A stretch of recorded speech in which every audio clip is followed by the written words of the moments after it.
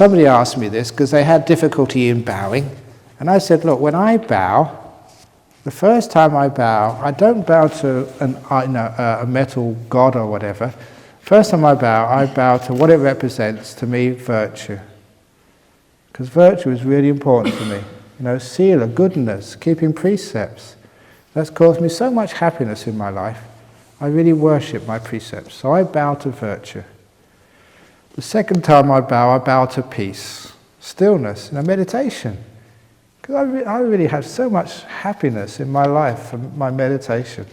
So I really worship that. So the second time I bow down to meditation, to peace. And the third time I bow down to compassion. Because I love compassion. And again, it's something I can very easily worship. So the 3 times I bow down, so virtue, peace, and compassion.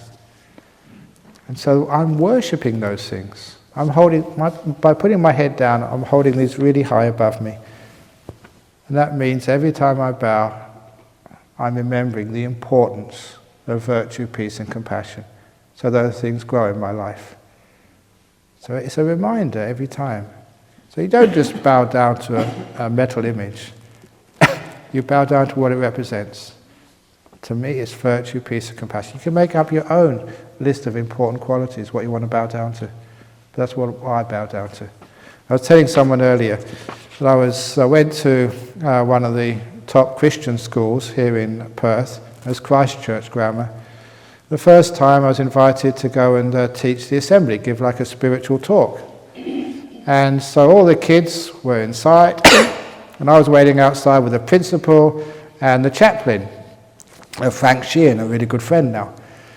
And the principal turned around to me and said, this is a Christian school, so we've got a little Christian shrine there, and when we go in, we bow. But you're a Buddhist, you don't have to bow. And being a cheeky monk, I said to the principal, I demand my right to bow to your shrine. And I explained, look, I'm not a Christian, I'm a Buddhist, but I can see something in that shrine which I can bow to. The kindness.